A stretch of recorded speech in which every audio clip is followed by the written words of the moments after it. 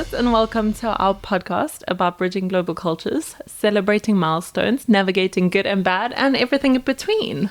Today's episode is all about wellness industry. I was the one that made the big claim a couple of weeks ago that the wellness industry is a scam. And we all know it's a little bit more nuanced than that. So we're going to be getting into that in a little moment or two. But first, Cara, how was your week? Hello. My week has been good. Those people that have been watching us for a while notice I'm not drinking wine today. I am not. I think this is a first. This is literally the 12 first weeks. 12 Even more. episodes. Oh, and yes. this is the first time I'm not drinking wine on the podcast. I had a stunning weekend. A friend was out from South Africa, which is lovely. Ooh. But it was boozy. It's Friday night, Saturday night. So much so I cancelled the oil run twice. Yeah, you did. So I've been electrolyting myself. I told you I went to the gym yesterday. I did a sauna, steam. I did some swims. I'm better, but I'm still a bit dehydrated. So Diet Coke for me today. There we go. Sometimes you just need a little break. I just need a break. It's also my birthday on Friday. Well, do you know what I mean? You need to prepare. I need to prepare. Exactly. Amazing. Shall we get into highs and lows? Let's do it. Okay. Hi. Hi is your birthday. I absolutely love birthdays, so I'm so excited. Like this whole week, it was Monday. I'm like, it's Cara's birthday week. This is so good. It was so funny. On Friday, everyone at work, we've got a channel for everybody on the team. So I think there's 100 people on this channel. I know, it's big. And one of the managers was like, "Happy birthday, Cara. Hope you have the best day." And then all of a sudden, all these messages, all of it. ding, ding, ding, ding, ding. And then people are private messaging me. I'm like, guys, thank you so much, but it's not my birthday yet. So it's start of a birthday week, but it's not yet. And then I had a meeting with the manager who specifically said it was my birthday. And we just had a good giggle. It's a birthday week, right? Yes. It is a birthday week. So that's also my high. It's a birthday month. It's a birthday month. Fine. We'll It's call a it birthday week month. for So you know the purposes what? of this.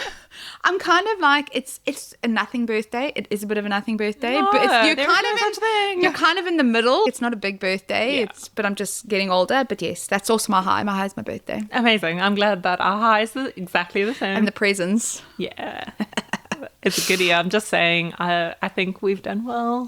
So Yeah, you just wait. And also, the closer that it's getting to my birthday means it's the closer getting to your birthday. No, we're not talking about my birthday. Just stop being a birthday Grinch and just I know, accept okay. the attention. Okay. What about your low? I have to go for my routine smear test on Wednesday. Oh, I know. but it's good. But it is Well good. done. It is All good. booked We in. have to go. It's booked in. Nice. But I'm just like, it feels like that little mountain, and like everything leading up to the Wednesday is just going to be gross. Yeah, you know. what's happening. I just want to get over and done with. So that's my low. Yeah, that is shit. But also really important. Have to do it. Get your. Did you see that they're cervical changing smears. it to every 5 years now? I would still go every. No, you can't. Because the NHS don't, like, so you'd have to go I'd private. go private. I know. I think I would too, because it's also been a big change from going from South Africa, where you go every year, to coming here, where if you have, like, normal test results, it's every 3 years. Literally every 3 years. And now they change it to every 5 years. And I know that, like, the studies and the research, they believe, supports every 5 years. So I was talking to a friend on Saturday, funny enough, about this. We were talking because she's recently hadn't had a period for like 2 months. Oh, wow. And the last time she went to smear test, they actually offered her the HPV vaccination. And I'm kind of like, interesting. because I've had it twice. I've had 2 colposcopies. Colposcopies, yeah. When they've burnt the last So time. have you not had the HPV vaccine? No. So the last. Yeah, because obviously I'm a different generation to you, so I would have got it and you wouldn't, because it came out after. Exactly. So the last colposcopy I had was just before we moved, when we were in South Africa, and they did a really deep cut because there were a lot more cells there than they realized. The gynae in South Africa, he was amazing. He's delivered half the babies in South Africa, like in the friends group, like he's brilliant. And then I obviously did my 3 years ago, and my results were absolutely fine. There's probably a relatively big chance that there's going to be some abnormalities, but I'm interested, because the vaccine only came out a couple of years ago, I'm interested to see if that's something that I can maybe get. Yeah. And ask. Okay, so your low is a high low. It's a high low. I was like, that's... Yeah. It's just always shit. It's uncomfortable. It's never nice to have somebody do that to you. Do you prefer male or female? Or do you not like... I don't really mind, but I haven't actually always had female gynecologists or nurses, because obviously the nurses The do it, nurses did, yeah. I actually had a This is, sorry, a little bit off topic, but No, it's just I find it had interesting because it's an like IUD inserted many, many years ago, and I still remember to this day that the gynae, he was a male gynecologist, was like, I assume you're going to marry this boy. I'm like, this has nothing to do I was with actually you. going to answer something, and now that you've just, I was going to be like, I would only go to a female now. Yeah, exactly. After that. So rude. Okay, what's your low? So a little bit late to the party, I'm sure, as I am with many, many of these things. But I started listening to, I don't know if you know Tortoise Media. Of course you know Tortoise Yes. Media because we listen to Sweet Bobby. Sweet Bobby? Sweet Bobby, yeah. Yeah, that's Tortoise Media. Brilliant. They do really interesting podcast series. Like they do chunky podcast series on Like a specific 10-parter or whatever. Exactly, a specific Yeah. topic. And they have got one that came out, I think, in November last year, so 2024, and it's called Who Trolled Amber. Ooh, I'd be And- interested to listen to this. Yeah, it is so fascinating. I'm saying it's my low because it's so interesting how these disinformation campaigns can be created and perpetuated and can literally destroy you. Yeah. So they can decide today that they don't like me, like somebody doesn't like me, goes and employs one of these companies that does all these trolls and these bots and stuff. And literally it can be an internet storm overnight, That's crazy. Yeah. destroying me. We're seeing it now with Justin Baldoni and Blake Lively as well. Well, exactly. Like my first thought that when that whole Justin Baldoni, Blake Lively thing happened was, I really, really hope she's got a good story because women don't fare well in these cases. And Unfortunately, we don't. unfortunately, they're going to tear her apart. And what is happening? They're literally tearing her apart. And there's a lot of discussion around the fact that there are bots that are pushing specific narratives around this. And it's very interesting. It's a low. Yeah. It is quite It's a a low. low, yeah. If you're interested in that, if Netflix, the Amber vs. Johnny documentary is still very much on Netflix.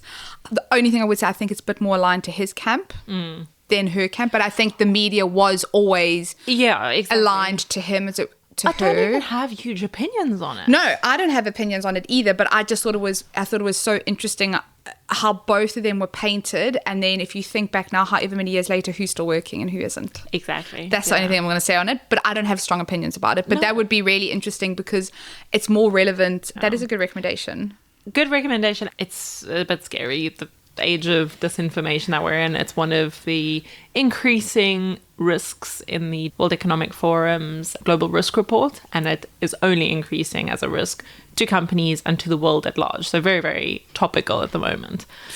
Rent-free? Rent-free. My Rent-free is also a podcast, so Paul Brunson. Oh, love Paul. Honestly, just He's love so him. nice. He's so nice. He interviewed Nadia Hussain. She was one Oh, of the yes. Great British Bake Off winners a couple of years back. She's got her own show.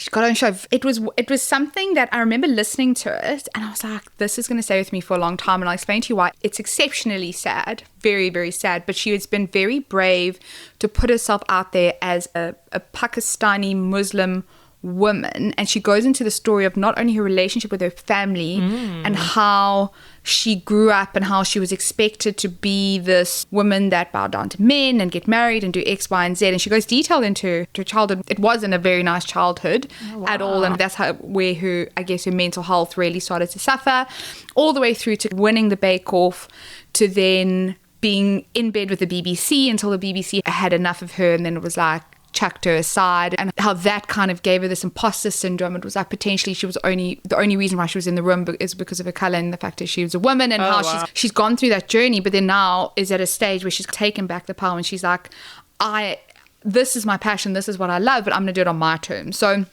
it was just such an interesting conversation, and something where I think a lot of the people he interviews, they're all there for a reason. They've got interesting journeys, but I don't think they're fully authentic and honest, and she was just so real and so raw about this. Good. She's written multiple books, but she's written a specific book, Like a cookbook or like more of a... I think it was like a memoir, and he was like, well, have your parents read it? And she's like, no, my parents will never read that. My parents are not going to read that. And and it's like, that's so well, sad. how does that make you feel? And she's like, well, that's what I've grown up with. Yeah. You know, so it was really sad, but it also made me think a lot more about race and about these big businesses and cancel culture and all of that. Religion and just how difficult it can be navigating that. So that's been living in my head. Well, we will link both of those podcasts. We will link those podcasts. Both really sound good. Fantastic. I'm going to go listen to that. Yeah, she's really good. Very soon. My rent-free. Yeah. I saw the notes. I was like, what does that mean? Slight different. I know. What does that mean? I thought I would just put that in the notes and you just need to wait to listen. Okay. So a couple of episodes ago, you said standing on business. Yeah. And I was like, okay. And I didn't really know what that meant. So I just carried on. And then I heard it a couple of times. Yeah. And then I don't know if you know Justin Bieber has just released a new album. Yes, I'm not. Belieber wasn't for me. Yeah, but his song's really nice. The song's really nice. Oh, so I listened to the whole album. Okay. But I was doing a run on the treadmill, and it is not a treadmill album. Why? Don't do that to yourself. Why? Because everyone described it as an R&B album, and I was like, this is great. I love a little bit of R&B. It's going to really get me through this run. I'm sure it's very good, but I almost had to block it out. I should have just switched it off because it is so slow. Oh, no. So there's none of the poppy R&B that I imagine. Is it just like ballads? Well, it's just, yeah, sort of. Boring. So, no, I don't even know if it is. I can't comment on how good or bad it is. But all I can say is don't listen to it on a run. Okay. Anyway, one of the songs is called Standing on Business. And I still don't know what this means. Okay. And I haven't bothered Googling it, but I did think that you might know. I do know. So you need to tell me and educate me because I assume it's some Gen Z term that I'm just not. Oh, it's totally with. It's totally a Gen Z term, and I think I would have said something along like standing on business or saying it with my chest. Yes, and it's I think pretty that's exactly what you said. So standing on business is when I say something, but I'm saying it with confidence, like owning my shit, or I'm owning what I'm saying to you, whether it's positive or negative, and I'm standing on business. Okay. Do you know what I mean? So you're kind of like with authority. This is my opinion. This is my opinion, or this is like I'm taking a stand. I'm taking a stand on whatever, or I'm taking that accountability. So say it with your chest. You know what I mean? What do you say it with your chest to me? Well, it's the same thing, but it's what the Gen Zs are calling. I just like the term, and also, you know me, I watch a lot of Love Island. Yeah, exactly. Like stand on business. What the Gen Zs but yeah, stand on business. If you say you're going to do something, say it with authority, and then actually do it. Okay. Say it with your follow chest. Through, like own it. So, as an example, something you could stand on business is. You made the comment a couple of episodes ago that you think people earning a certain amount of money shouldn't buy from Shein. Yeah, exactly. And you're like, I'm standing on business and I believe in that. So I'm not going to buy from Shein, and I'm owning that. I'm owning but I'm owning it. Or I own the fact that I believe that the wellness industry is a scam. Which, I mean, it has not, so maybe I don't stand on business on that one. But okay, thank you very much for educating me. I think it's such a cool saying. I think it is. And I think it's nice that we've got people, it's not something we would ever have said as millennials. No. So it's good for them for standing on business. I'm trying to be cool with the kids, yo. I really am trying to be cool. With the Gen Zs. I was asking a Gen Z this past weekend. I was like, so what do we think of this look? Is this, you know, cool, fashionable? And they're like, yeah, no, it's edgy. I'm like, I can be edgy. Edgy. Shall we get into today's episode? Because I feel like we've just been nattering. We're going to talk today about the wellness industry. This is a topic we speak about probably every time we see each other. There's at least one example, potentially one, that we've seen something pop up on Instagram or TikTok, or we've heard somebody's doing something, or whatever the case is. So I think it's very relevant for us. It's a very confusing industry. I find it very confusing. Yeah. It's just so much to navigate. It's so much to navigate. We are then also up against what people want us to what sort of content we're being fed as well, depending on your algorithm, your For You page. So I was like, okay, let me Google, what is the wellness industry? So the wellness industry is a global market focused on activity, choice, lifestyle that promote overall health and well-being. And then I was like, what does that mean? But what does that mean? Okay, so it's not regulated, so it's all about activities, but then that just opens up a can of worms, because it could be anything from, would you say aesthetics? Yeah. So aesthetics, what food you eat, what clothes you wear, wearing the sustainable cotton clothes that's going to allow leach and things because into you. Do you not know if you wear bamboo, it heightens your performance when you're running. So it's a complete can of worms. There was something else that I also saw called wellness tourism. Oh, what is wellness tourism? Travel focused on maintaining and improving physical and mental well-being. Activities through yoga, retreats, spa breaks, fitness program, nature walks, and that's it. Well, I do think it's something you're seeing more and more of. You know, these. But why don't we just call it nature? Why don't we just say we're going on a walk? Do you know what I mean? Like, why? Or yoga. I suppose all of these things are wellness tourism. Well, I was looking at that and I sat there and I was like, the only thing this is doing is driving consumerism. Yeah. It's such a broad, I think, description of it, which means that it could be anything. Anything. That's the big thing. It really could be anything. And it's almost snowballed more recently. Absolutely.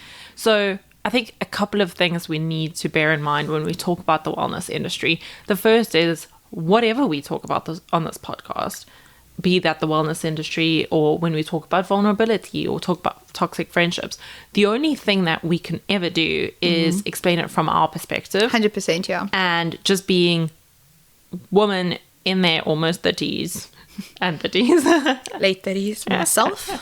Late 20s. Late 30s, there we go. Late 30s. It's our opinions. It's our navigating it. Exactly. I think the navigating part is really important because, like I said, we talk about this so often and we're just out here trying to live our best lives, but also just try to be the healthiest and best version of ourselves. Exactly. We're just trying to navigate it with all this noise around. Yeah. And I know so many people are like that as well. And so I think that does lead to, just because it's so vast, that overwhelm, and that's where a lot of my opinion on the fact that it's a bit of a scam does come from. But I think, just really important to recognize that this is just our way of expressing how we navigate it. Yeah. Another thing is the wellness industry as a whole I don't think it was born out of bad intentions. No, I think you're right. It really comes from a place where people are wanting to live their best lives. Yeah. And so a lot of it has really positive and really good intentions to make everyone's lives healthier and better. Absolutely. I think something else, 100%, it's not negative. It wasn't born out of this negative. I think on the flip side of that is that a lot of people potentially get into this industry just to make money. Oh, yeah. And there's no full belief behind what they're actually doing because there's so much money. You don't even really need to believe into it. You can make something up. You can literally make something up. And the reality is you can pay TikTok, you can pay Instagram, put £10 behind it and you get your video promoted and millions of people will see it. Yeah. So I agree with you, but I also think on the same time it's maybe a bit more toxic because so many people are just like, oh, great. That's what I'm going to do. I'm going to start posting videos on about how you must eat cottage cheese with every meal because it's high protein or whatever. Oh, honestly. How do you feel about cottage cheese? No, anyway. Honestly. And then my third point is that I think it is particularly targeted at women. Yeah. 100%. And I can totally understand why, because unfortunately, modern medicine has largely failed women. Absolutely. You know, research is not done in a way that is inclusive to women. Women are not small men, and that's how so many of the doctors and dietitians and nutritionists are starting to look at women, is really focusing on we're very different in so many ways. And so medicine needs to also be performed in different ways and considered in different ways. And it hasn't historically been. Yeah. And so what do women turn to? They turn to alternatives. And that's where the wellness industry comes in. And it's not solely targeted at women, but I think a large proportion of it does come from revenues largely driven by women. And it's complicated. Yeah. Beauty standards and what all the algorithm feeds us. And it's just literally snowballed. Well, that's the thing. Just touching on what you were saying, I think for so long, and look, it probably doesn't happen as much as it used to, but think back 4 or 5 years ago, women, firstly, it was like, well, if your uterus is sore, here's a couple of pain meds, go home, come back. Is it your period? Is it your period? Women also, naturally, we just have high pain thresholds. So sometimes when we are in 60% pain, which is 100% pain for, call it a male, we're not going to say anything because we're like, oh, it's fine, we don't have time. I think maybe that perception of, like you say, modern medicine has to a certain degree failed women, I think that also leads women to look at alternative medicines, or they've read something about flushing your system out with pineapple juice. Yeah. For whatever reason. Hormone balancing. Or hormone balancing. I can see how something like that would really appeal to somebody going through endometriosis or PCOS, because they don't know where else to turn. Yeah. And so they turn to things that are pseudoscience, which is really sad. You were talking about pain thresholds in women. Again, I'm going on a bit of a tangent, but women are less likely to receive pain medication in hospital than men, or they receive less, and black women even less, because there's this perception that women have higher pain thresholds, which in some cases they do, but they don't always. And there's even a greater perception that black women have an even higher pain threshold. And so in some instances, doctors won't prescribe pain medication to black women when they are in agonizing pain, because it's just like they don't see it. They're like, no, they can deal with it. So really, really interesting. And so you understand why people then go avoiding modern medicine or medicine in general. Also have a lack of trust. Have a lack of trust to your doctors, 100%. And finding unless they're a female doctor. It's just because you don't say anything, because exactly. It's just different. It's just the way that we've been programmed. Like, just kind of it's get like, on they can get through childbirth, they can get through anything. Well, no, actually, childbirth really sore. Like, childbirth that's completely irrelevant to the other side of the population that's not having children. Exactly. Okay. So anyway, tangent over, done. What does the wellness industry mean to you, or what do you think of when somebody says the wellness industry? So I think there's two sort of sides. There's two sides to it, right? So we've got the beauty, the fitness side, the aesthetics, the eating clean, the hormone balancing. You've got your weight loss patches, organic, and then you've got the other side, which is a bit of something that I think boils my blood a little bit more, is the whole life coaching, wellness coaching. And just to be clear, I'm not saying that all of it is a scam at all, but I'm saying a big part of it actually is all fucking scam. Who am I kidding? Like, I don't believe in it. I'm sorry, I fucking don't believe in it at all. What are your difficulties with that sort of side of things? I think the problem is that when I was growing up, and I tried to find the name, and when I say I was growing up, I was in my early 20s, there was almost like fashionable, there was this massive organization in South Africa that was doing these life coaching courses, right? And people were going, and they were super, super expensive, and you had like tier 1. So you got to tier 1, and then you graduated, and then you got to tier 2, and you graduated, and you got to tier 3, and that was like the top tier. It sounded like a pyramid scheme to me. Exactly.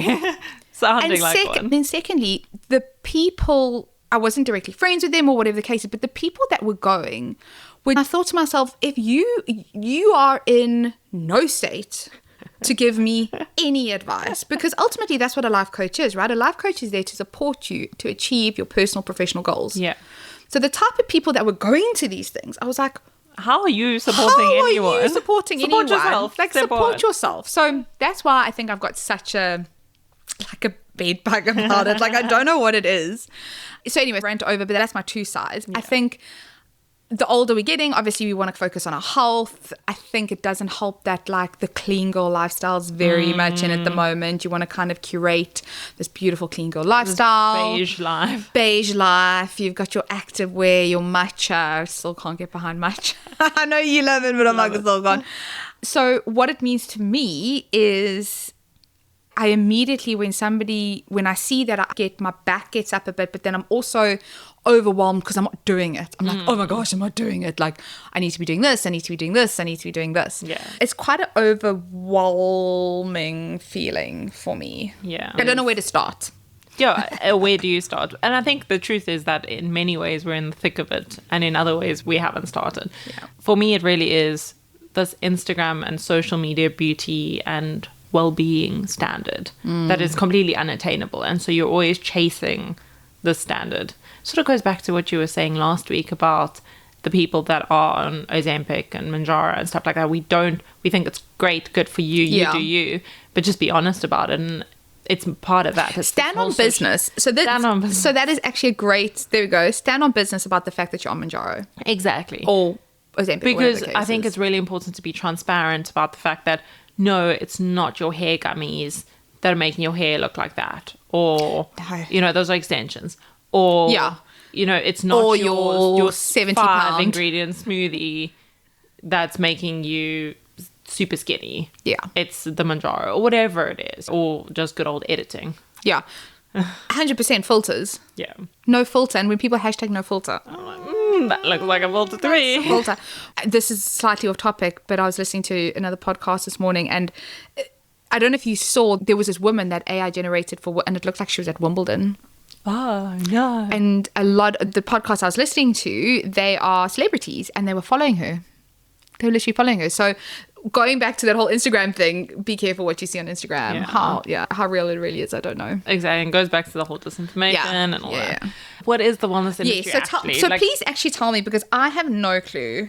This is just how, obviously, how I feel. Exactly, and it's how, like, our immediate reactions, or what does it mean to us. So according to the Global Wellness Institute, and it's called the wellness economy, covers industries that enable consumers to incorporate wellness activities and lifestyles into their daily lives, and covers things like personalized medicine. Okay. That's something that's really becoming increasingly popular. It's something that we do probably see the future of medicine will be personalized medicine, but we're not quite there yet on personalized medication. But medicine is actually personalized if you think about it. Yeah, you cut your little tablet in half. Exactly. Like, I'm not going to take the same stuff that John's going to take. Exactly, So, yeah. But anyway, carry on. Traditional and complementary medicine, so that would be more your homeopaths, your Chinese traditional medicine, all of that sort of thing. Yeah.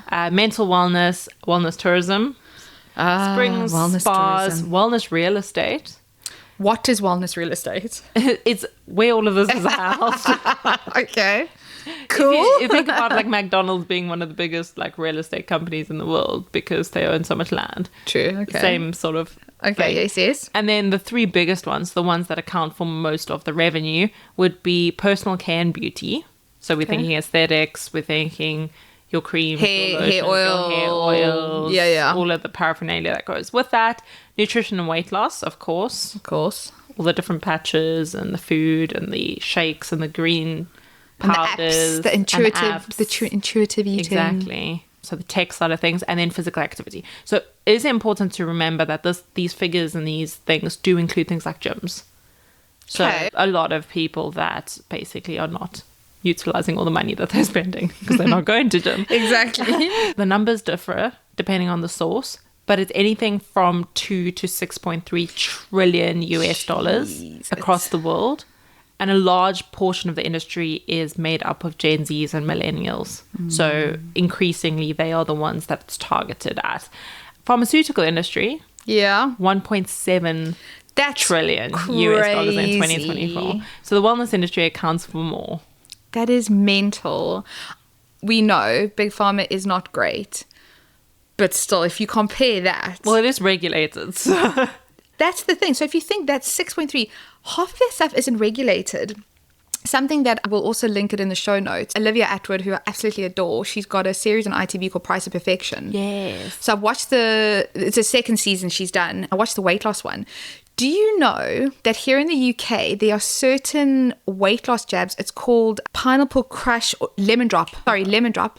It's unregulated everywhere else in the EU, but you can get it here and it's an injection. She goes and she phones a manufacturer in Korea and they're like, oh no, that shouldn't be injected. Shouldn't be injected. No, it's wild. Oh my goodness, that is crazy. Yeah. And this is the thing. People are finding alternatives to fix things that they believe are broken. Because Instagram is showing us and all of our adverts are, do this, you'll feel better. Oh, I feel so much better since I've been on the low cortisol diet. I'm intuitive eating. And I'll take these tablets to balance my hormones. Anyway, it's wild just how much money is being made. When you think about the wellness industry or the wellness economy, what are the things that draw you in? This overwhelm. And what are the things that, like, make you want to push it away? So for me, it is some of the weight loss stuff. I'll be honest, Yeah. like the weight loss stuff, like that definitely draws me in. And I look at, I'm like, ooh, okay. At one stage, protein was all the rage, and now fiber is all the rage. Yeah, and fiber is all the rage. all the rage, and cottage cheese is all the rage. And I'm looking at these influencers, and I'm like, okay, do you want to make this low-calorie banana dessert with cottage cheese banana? So that's always drawn me in. The beauty side, yes. I think a bit more. We were talking about that on last week's episode about living in our femininity. So I think the beauty side's definitely, it's something I'm interested in. Something I'm not interested in, and I have never been, has been like Botox or aesthetics or anything like that. I think I'm just too scared to put anything in my face, if I'm honest. But I would definitely say the beauty side is something that I'm drawn to. What I'm not drawn to, and take a couple of guesses, is the other side, which is where we have our life coaches and our wellness coaches. Because I don't think that is a true profession at all. I'm watching one of my reality shows, as I do, and the one couple, so last season you saw them with a guy and he was a marriage counselor. That's his job title on screen, because they're like, oh, XYZ marriage counselor.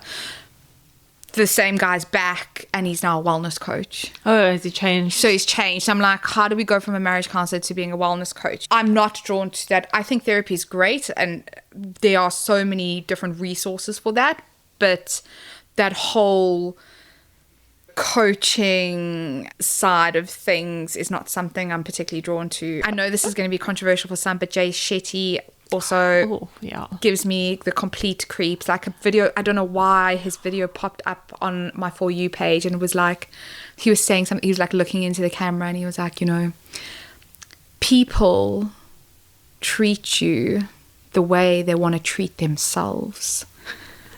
So what are you going on about? He just gives me strong scam energy. Like such big strong scam energy. Saying that. I think also something that makes me interested in a way is we obviously spoke about modern medicine. I fully believe in modern medicine, vaccinations. I'm pro-vaccine, right?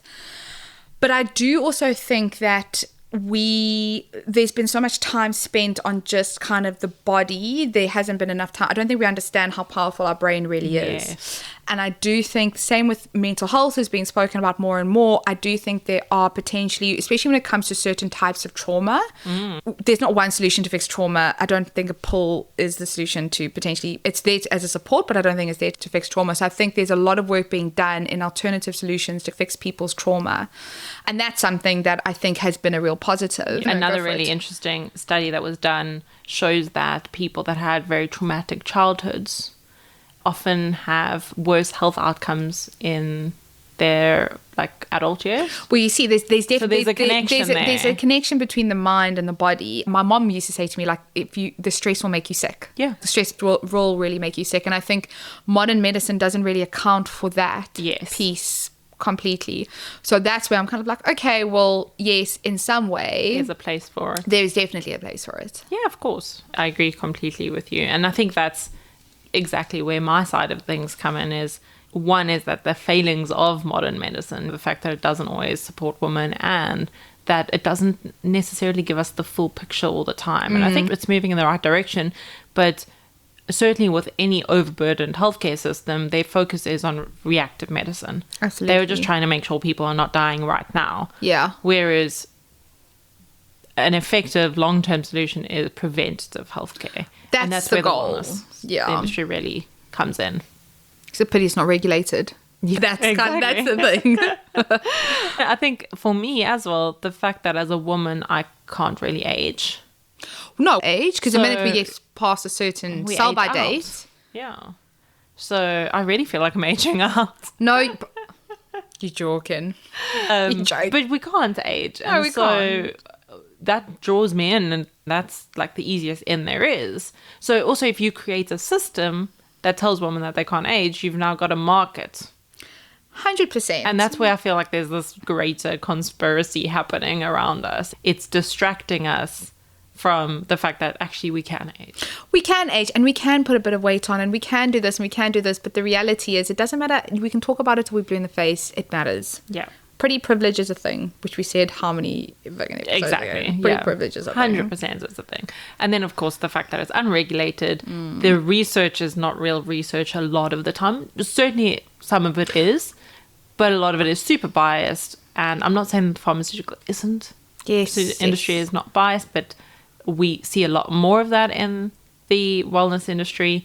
And it's also just not difficult for me to come up with a hair gummy that, you know, I stick a nice little label on it, which is just some jelly tots, put it in a bottle, and have a flashy website, throw some ads there on Instagram and TikTok, and Happy days. Happy days.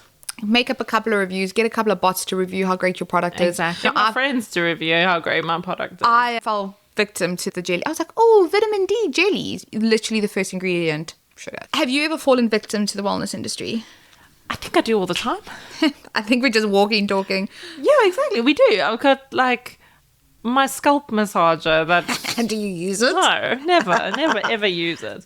Probiotic drinks. Oh my gosh, think, yes. Again, Yes. I'm not saying probiotics are bad, but also I don't necessarily think that a healthy, varied diet You're not is gonna not doing need the it. same thing. Exactly. So yes, if I go on medication, I think probiotics are probably very good for me. Yeah, because you're putting something foreign into your body, but as from a day-to-day But perspective. from a day-to-day, like I haven't been on antibiotics in years, so I probably don't need a probiotic Some drink. good gut health going in there. Get some cafe in there, get some kombucha. But you guys got your little seed cupboard with all your little treats that you put in. I've got all my treats. I have a very treats. diverse diet.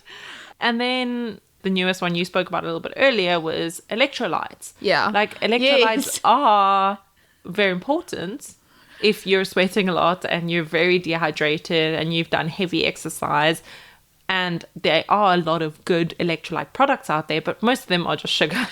No, 100%. But it's one of those things, right? Because what's doing it now is my For You page, because we started, Exactly. it's just screaming at me and it's like, are you running?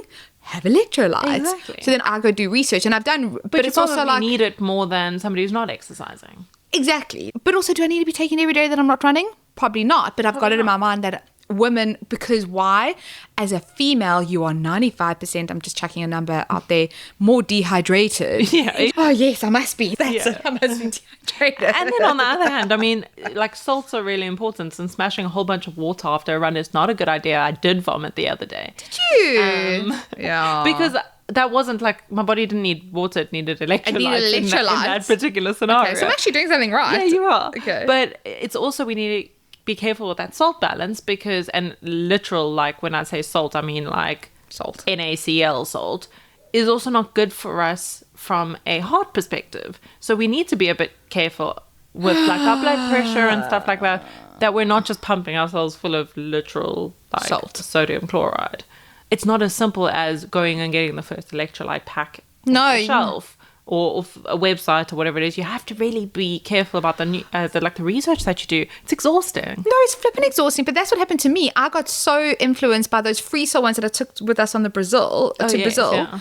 I literally went onto Runner's World because I'm like, Runner's World will know. The cheap one that I'm buying at Tesco's is the best sugar-free one because it's got added vitamin C as well. And there we vitamin go, C. yeah. And I'm like, okay, why am I spending £30 on These a fancy where I can ones. get 5 for 10 tablets for Yeah. £5 or whatever it is, even if it's more. Yeah. I've obviously fallen victim, as we know, about Zoe. I think Tim Spector's great. Yeah. He's really, really good. His research is good. What he's talks about gut diversity and the microbiome, and I completely believe it because your gut affects everything.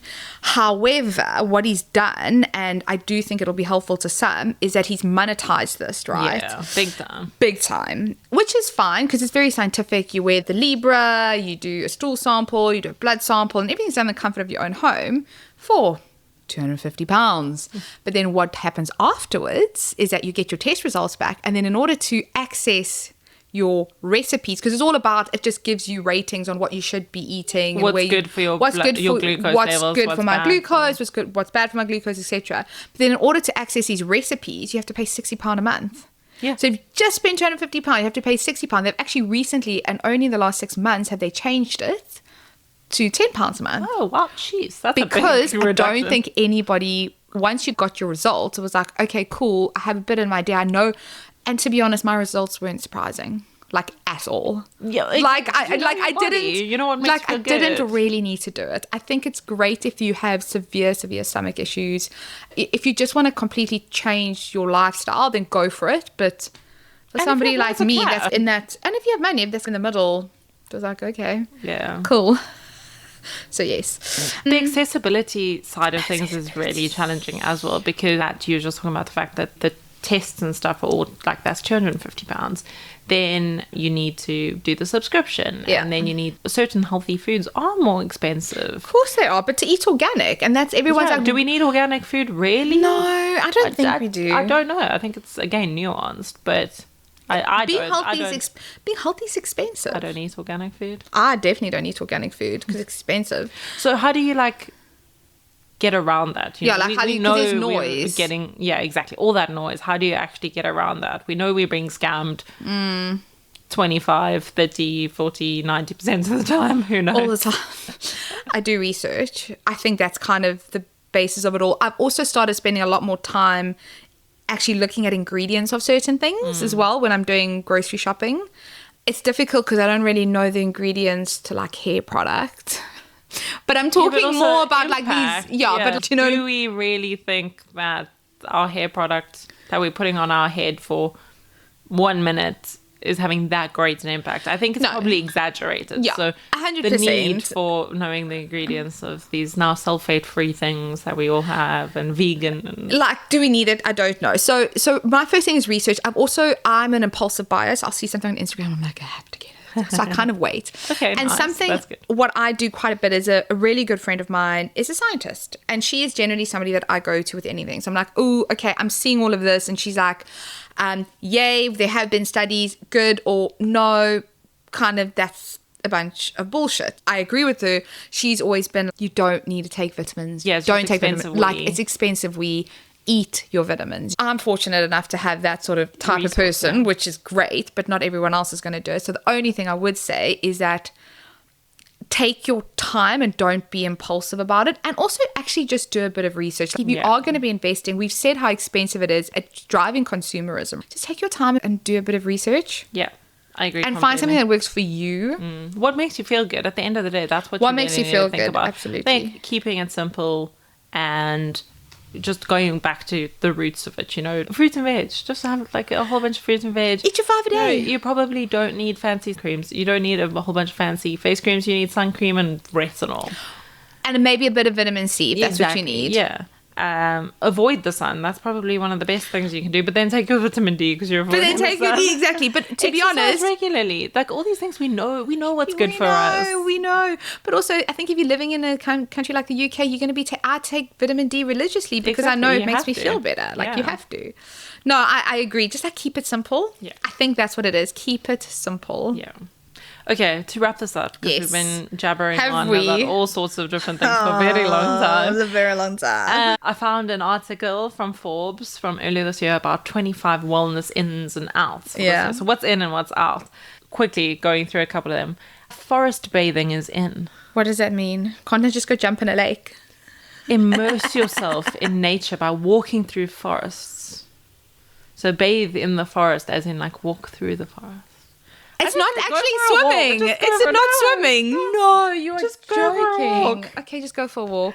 What about decluttering? Something new. No, decluttering has been around for years. Are you joking? I don't know about you growing up, but it was like, you remember your folks always do like a clean out of the garage. Like it's been going on since I was a kid. Like a spring clean, exactly. No, I'm sorry. What about sound or song alarms instead of the harsh, jarring wake up? You need something more relaxing. Is that the same as a sound bath? What the fuck's a sound bath, Darren? Now I need to do sound baths and guided breathwork sessions. Look, okay, the breath work, apparently breathing is quite important. Apparently we're really bad at it. We are really bad. So but also once again, now we need the mouth tape. mouth tape, the mouth tape. I know somebody that's tried it and they were like, it was pretty good, but you actually struggle to breathe at night. Yeah. And loads of sports stars do it. Yeah, they do. And then- then again, there's like lots of conflicting research about it as well. Yeah, okay, So- the breathing. But sound baths go hand Sound in hand. baths? with- No. How do you become, can I ask you, how do you become a sound bath practitioner? I don't know. I saw the other day on this morning, there was a man that was making music with plants. No, come on. Come on. What is wrong with these people? Replace your coffee with matcha? No, I don't get it. I don't care. What about energy cleansing? Energy cleansing. What is that? You need to cleanse your space of negative energy. Well, like saging. Yeah, maybe. Create a grounding and protective atmosphere. I think it's quite simple. If you need to cleanse there's something clearly wrong with your energy. If you're in a toxic relationship or a toxic friendship, like leave. Yeah, do you know what I mean? Like then you will be cleansed. And then some of the things that are out is overworking. Oh, awesome. Yeah. Yay. I'm done with that one. Thumbs up for that. Oversharing on social media. Huh?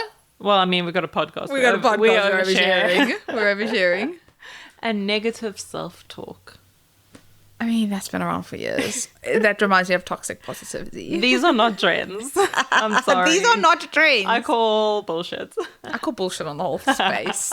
To wrap it up, what have we decided about the wellness industry? It is very big and very complicated. And it comes from a good place. Yes. But you need to take caution and listen to your body. And don't overconsume the stuff that people are feeding you on your internet and your phone.